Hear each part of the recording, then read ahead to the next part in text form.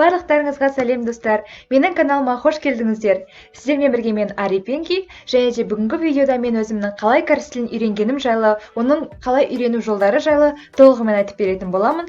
Сондықтан видеоны соңына дейін көріңіздер. Ендеше кеттік.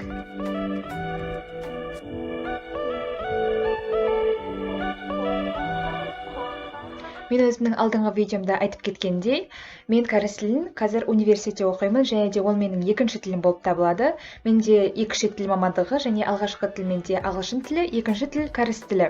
Кәріс тілін мен оқуды 2017 жылдан бастаған болатынмын. Ол кезде мен 11 сынып оқып жүрген болатынмын. Кәріс тілін тек өзім қызыққандықтан, өзім оқығым келгендіктен бастаған болатынмын. Ең алдыменен хангыльден бастадым, яғни ол кәріс тілінің алфавиті. Хангыльді ең бірінші бастап жаттадым, жаздым, оны интернеттен тауып алдым. Кейін үйреніп солай жаттағаннан кейін сөздерге көштім. Яғни біз бірінші ол әріптерді жаттап біліп алсақ, кейін ол сөздерді оқи алатын боламыз. Сол себептен бірінші барлық хангыльді жаттап болғаннан кейін сөздер жаттауға кірістім. Сөздер жаттаған кезде де енді басында ол басқа тіл болғандықтан, және де онда хангыльда басқа өзіміздің алфавиттерге ұқсамайтын болғандықтан басында кішкене қиындау болды. Одан кейін сөздерді барлығын жаттап, біртіндеп жаттыға бастағаннан кейін өзіңіз оған машықтана бастайсыз. Ол тілге машықтанып, ол тілдің ары қарай түсіне бастайсыз. Солай мен 11 сыныпта бірінші хангыльді жаттап, ақырындап сөздер жаттай бастағаннан кейін біраз уақыттан кейін ол қалып қалды. Мен өзім ол кезде ұбт-ға дайындалып жүргендіктен онша қатты уақытым болмады да қарағанға. Және де сол бойы ол қалып қалды. Мен оны ары қарай оқымай кеттім, ары қарай тастап кеттім. Бірақ та мен ағылшын тілін таңдағандықтан кейіннен екі шет тіл мамандығына түстім. Бұл мамандықта екі тіл таңдаймыз, яғни бірінші бізге өзі ағылшын тілі болады да, екінші тілге өзіміз таңдаймыз. Және де біздің университетте кәріс тілі болғандықтан мен міндетті түрде кәріс тілін таңдаймын деп шештім. Бізде екінші семестрден бастап кәріс тілі мамандығы кәріс тілі пәні бола бастады. Бәрін басынан бастап үйретті. Ең алдымен хангыльді үйретті, кейіннен ақырындап сөздер жаттай бастадық, және міндетті түрде грамматикалар өтіп отырдық онымен бірге. Және көбісінде диалогтар болды. Бізде «Корейский для казахстанцев» деген кітаппен оқыдық басында. Және қазір де сол кітаппен оқып жатырмыз. Өте пайдалы кітап, өте оңай кітап. Кәріс тілін оқығанға өте ыңғайлы. Сол жерден біз сөздерді жаттадық, кейін грамматикасын оқыдық. Кейін ол кітапта workbook бар, сол бойынша тапсырмаларын орындап, өзімізді ары қарай жетілдіріп отырдық. Солай кәріс тілін универде оқыдық. Кейін бізге Пусаннан кәріс тілін оқытуға мұғалім келді. Ол кісі кәріс тілін өз тілі болғандықтан өте жақсы біледі, өте жақсы сөйлейді. Және де ол кісі орыс тілін білмеді, тек қана кәрісше ағылшынша болғандықтан бізде барынша кәрісше сөйлеуге тырысатынбыз. Солай бізге практика болып, біздің кәріс тіліміз одан әрмен жетіле бастады. Яғни бізде деңгейіміз де жоғарылай бастады ол кісіменен сөйлесудің арқасында. Және де сабақта тақырыптардан басқа қосымша тағы да материалдар айтылатын, тағы да керекті сөздер, барлығы тек қана тақырыпқа байланысты емес, қосымша да айтылатын. Сол себептен осылай кәріс тілі менде дамый бастады, және де қазір біраз бұрынғыдан әлде қайда жақсы болып, өзіме барынша қажетінше сөйлей аламын десем болады. Ал енді мен тіл үйрену барысында өзіме көмектескен және басқаларға да көмектескен жолдармен сіздерге де бөліспекпін. Сіздерге де осы арқылы тіл үйрену көмектеседі деп ойлаймын. Кеттік. Ең біріншісі, қандай да бір тіл үйренбес бұрын, мейлі ол ағылшын тілі болсын, мейлі ол кәріс тілі немесе басқа тілдер болсын, міндетті түрде сіздің мақсатыңыз болу керек. Бұл өте маңыздысы, себебі сіз белгілі бір мақсатта тілді үйренбесеңіз, жай ғана керек болып қалар немесе үйренуім керек деген ойлармен ғана үйренетін болсаңыз, онда оның ешқандай эффектісі болмайды, ешқандай да көмегін тигізбейді. Себебі сізде ниетіңіз болмаса, сіздің алға қойған мақсатыңыз болмайса, тілге байланысты тіл үйрену өте қиын болады десем болады.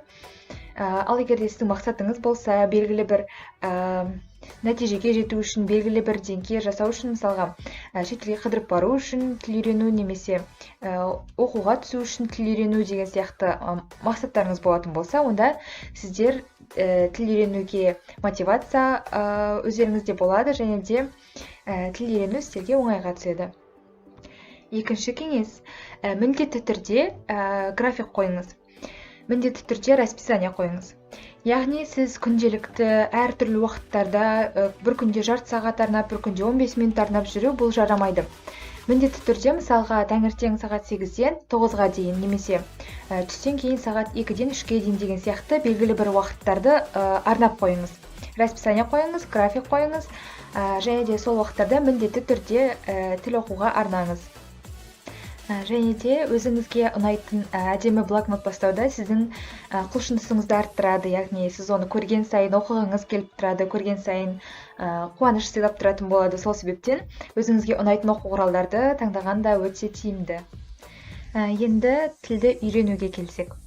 Ең бірінші, өзіңізге керекті кітапты таңдауыңыз керек. Интернетте әртүрлі кітаптар бар, немесе сатып алуларыңызға болады, егер де сіздерге книжный вариант ыңғайлы болатын болса. Бірақ та ана кітаптан бір, мына кітаптан бір оқып жүрген ол мүлдем жарамайды, себебі әртүрлі кітаптың әртүрлі жүйелері бар, өзінің оқытатын әртүрлі әдістері бар. Сол үшін тек қана бір кітапты таңдаңыз, сол кітап бойынша ары қарай оқуды бастайсыз.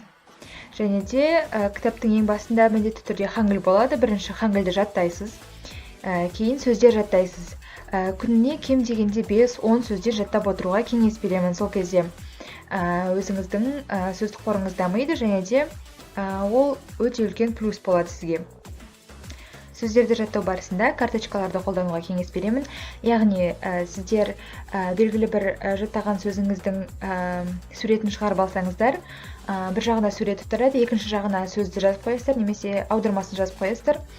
Солай жаттаған кезде, карточкаларға қарап жаттаған кезде ол есте көбірек сақталады. Яғни суретке қарап жаттағандықтан ол есте сақталуы өте жақсы деп айта аламын. Келесі кеңес. Кәріс тілін үйренгісі келетіндердің көбісі дораманы қарағанды жақсы көреді, бірақ та дораманы мүлдем субтитрмен қарамайды, керісінше озвучкамен көбісі көреді. Мен сіздерге керісінше субтитрмен қарауды ұсынамын. Себебі субтитрмен қараған кезде астынан оқи отырасыз, және де сол дораманың кәріс тіліндегі қалай айтылатынын, қалай дыбысталатынын естіп отырасыз. Бұл үлкен көмек болады. Бұл лиснингға өте пайдалы. Келесі кезектегі кеңесім, тілді үйренудегі өте үлкен көмек беретін нәрсе ол ассоциация жасау. Яғни сол тілдің өзіңіздің тіліңіздегі қандай сөзге ұқсайды, соған ұқсастырып жаттау. Мысалға, кәріс тілінде арайо деген сөз, білемін деген сөз, яғни ара деп те айтады оны. Сол сөзді қазақ тіліндегі кәдімгі ұшатын араға ұқсатсақ болады. Яғни ұшатын араны білемін десеңіз, мысалға солай жаттайтын болсаңыз, ара ол білемін деген сөз, ал оны қазақ тіліндегі сөзбен ассоциация жасасаңыз, солай тез жатталады. Және де кәріс тілінде норе деген сөз бар, ол ән деген сөз. Және де оны былай жаттауға болады, мысалға, норе деген, былай қарап тұрсаңыздар, нотаға ұқсайды, яғни доре деген нотаға ұқсайды. Сол сияқты доре ноталарынан ән шырқадым десеңіз, тез жатталады. Және де бұл өте қызықты нұсқа деп ойлаймын сөз жаттаудағы. Осыны да міндетті түрде пайдаланып көріңіздер. Әрбір тілді үйренген кезде телефонды көбіне кейбіреулер өзгертіп тастап жатады. Мысалға, ағылшын тілін үйренген кезде ағылшын тіліне өзгертіп жатады. Сол сияқты кәріс тілінде де телефонды кәрісшеге қойып тастауға болады. Бірақ та сәл үйреніп алғаннан кейін қоюға кеңес беремін. Себебі басында бірден қойып тастасаңыздар түсінбей қаласыздар. Және де міндетті түрде телефонға әртүрлі приложениялар тартып алуға кеңес беремін. Оларды сіздер көшіріп алғаннан кейін міндетті түрде олармен жаттығыңыздар, олар жай тұрмасын. Көбісі солай көшіріп алады, бірақ та олар қалып қалады. Олай сіздер алға жылжымайсыздар. Сондай әртүрлі приложениялар бар, көріп, өздеріңізге көшіріп алып, соны қолдансаңыздар, олар да өз кезегінде пайдасын тигізеді. Және де әртүрлі сайттар да бар, YouTube'да каналдар да өте көп. Солардың барлығын өздеріңіз білім алу мақсатында қолданыңыздар. Олардың барлығы шынымен көмектерін тигізеді. YouTube'да кәріс тілін үйрететін каналдар өте көп. соларды көріңіздер, солармен бірге үйреніңіздер. Және де кәріс тілді блогерлерге де жазылып қоюларыңызға болады. Олардың сөйлегенін ести келе сіздерде hearing skills дамитын болады. Және де біз кәріс тілін үйренген кезде универде мультфильмдер көретінбіз, яғни Popping Korean Conversation деген болатын. Ол телефонға жүктеп алуға да болады ғой, деймін, қателеспесем. Немесе ютубтан да қарасаңыздар болады. Өте қысқа диалогтар, бірақ та өте пайдалы, өте сондай қызықты, көңілді, сондай болып келеді. Соны да сіздерге кеңес беремін. Және де әртүрлі мультфильмдер бар. Ютубтан қарасаңыздар барлығын таба аласыздар. Осымен менің видеом өз мәресіне жетті. Видеоны соңына дейін қарағандарыңызға өте үлкен алғысымды білдіремін. Менің өз тәжірибемнен берген кеңестерім сіздерге өз септігін, өз көмегін тигізеді деп сенемін. Егер де пайдалы болса, лайк басып тіркелуді ұмытпаңыздар. Және де егер сіздер кәріс тілін үйреніп жүрген болсаңыздар, осы әдеттердің қайсысы сіздерге пайдасын тигізді, қайсысын қолданып жүргендеріңізді комментарийге қалдырыңыздар. Сау болыңыздар.